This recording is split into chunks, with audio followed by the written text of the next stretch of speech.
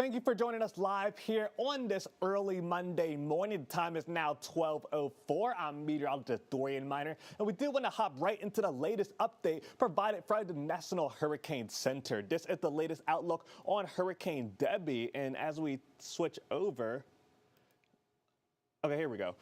So at the 11 o'clock update, just coming out a little over an hour ago, we do have sustained winds now equating to hurricane force. That is winds of 75 miles per hour. And we are now about 12 hours from Debby making a landfall in the Big Bend of Florida. Now, do note, as we go into the next several hours, we could actually see a little more strengthening back into a strong Category 1 hurricane and maybe even closing in on those sustained winds near 90 or 95 miles per hour upon landfall. That's going to be highly dependent on any mesoscale actions that we do see in the middle of the storm. But either way, we're continuing to give you the first alert in terms of this flooding potential. Very historic rainfall could be arriving within the next several days. You do see the cone of uncertainty is still very slow. We do note those speeds eventually picking back up only because it moves over the water on this particular model, but don't pay attention to the wind speeds as much as the duration that we could be tracking this system. Really bringing us impacts there early on Monday and really continuing with the most activity as we get into our Tuesday, Wednesday, Thursday, and finally leaving the low country very slowly, however, as we go into the end of the week. So we do want to give you the latest on the advisories. We do have a tropical storm warning that has replaced all of our tropical storm watches. You do see that is still in effect for Berkeley County, and maybe your phones went off just a moment ago. We have had that addition, of course, down towards Charleston County, Colleton County, away from the inland locations, and then even back down towards Beaufort and Jasper counties. That's the only update in terms of our advisories and alerts. But do note, we still have a storm surge warning that's in effect for all of those same locations. Now, not inland Berkeley County, that's only confined to Daniel Island, where we are closer to those rivers there. Now, notice Charleston County and lower Colleton County are still within that mix, and we'll be watching up towards 2 to 4 feet of inundation above normally dry ground that is possible really beginning tomorrow night's high tide. But the flood watch is still in effect for the entire Tri-County, and even looking ahead to Colleton County, where we do have the greatest potential for very significant flash flooding. That potential is still there, of course, for some of our farther inland locations. So while we don't technically have that there in Orangeburg, Clarendon counties, even up north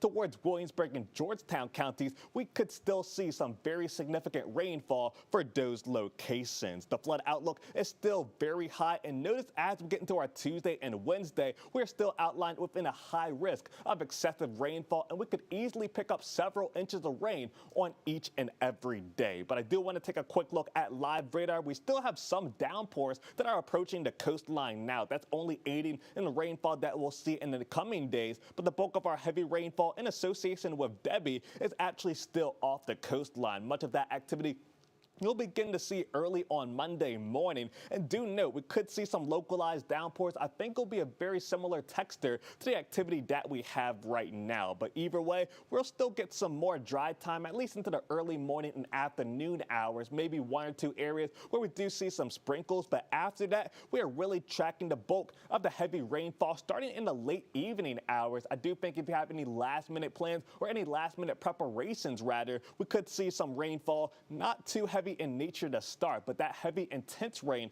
will begin as we go into the overnight hours. And we still have that very persistent onshore flow, and that's really aiding in the storm surge risk and even some flooding, of course, for our coastal communities. And the heavy rainfall does make its way back in some of our inland locations. Now we're stopping here at Tuesday. Really no updates with this as well. Tuesday, I do think, will be the worst of the day so far when you factor in the heavy rainfall and really the bulk of the winds, and even tracking an isolated risk of a tornado, especially if we do get any of those feeder bands moving onshore. But that does continue into our Tuesday afternoon. Tuesday evening is also largely unchanged, where we do carry the bulk potential of those gusty winds near the coastline. Now Wednesday, we could actually see this reemerging just off the Atlantic Ocean, and that will bring us at least a better opportunity of strengthening in those gusty winds for some of our coastal communities, and we can't rule out that potential even for some of our inland locations. Most of the gusty winds and the heavy rainfall does remain east of I-95. And just to point out,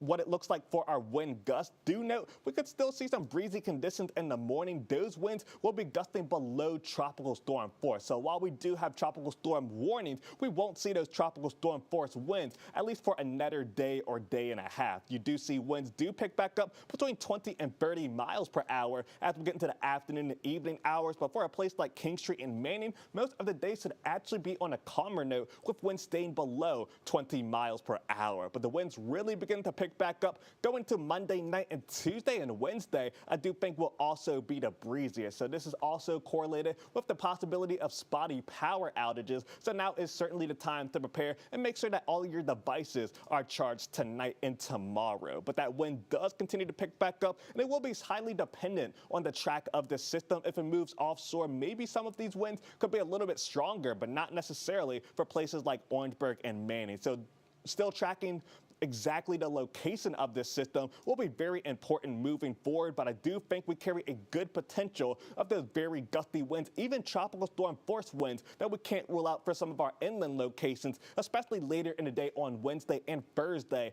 at this time do have the best potentials. But just to wrap up with our top 3 impacts, Monday through Thursday night are our first alert weather days. The rainfall potential is going to be the greatest, especially closer to the coastline, 10 to 20 inches of rain, and maybe even a few spots where we pick up some higher amounts. Those winds, as I mentioned, do start on Tuesday. Still a breezy day on Monday, but notice by Tuesday, we could see some isolated gusts on the order of 40 to 60 miles per hour. And with that onset component, we are still tracking the potential for coastal flooding and even some storm surge, as we do have storm surge warnings that are in effect south of the Santee River. So not technically in effect for Georgetown counties, but Colleton County, Charleston County, and tidal portions of Berkeley County need to be on alert, and make sure that you know where your flood zone is if you are anywhere within the low country, because we still could see that aerial flooding, especially in some of our far inland locations, which will mostly be driven by the heavy rain aspect. So now it's time to go ahead and download the Live 5 First Alert Weather app. You can go scan that QR code if you're not looking on your mobile device right now, but you could also be looking there on our Live 5 First Alert Weather app right now, and we'll have streaming and of course all of the latest information as we know more about Hurricane Debby. Eventually it will start to